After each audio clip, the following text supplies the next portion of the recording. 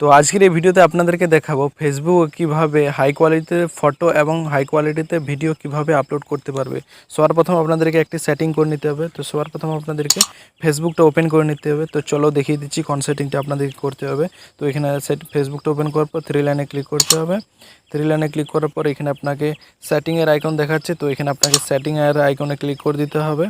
তো এখানে আমি সেটিংয়ের আইকনে ক্লিক করতে দিয়েছি। সেটিং আইকনে ক্লিক করে দেওয়ার পর এখানে আপনার সেটিংটা ওপেন হয়ে যাবে।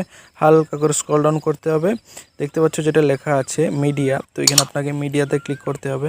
মিডিয়াতে ক্লিক করার পর এখানে যেটা লেখা আছে অপটিমাইজ, তো এখানে আপনাকে এটা অপটিমাইজ করে দিতে হবে।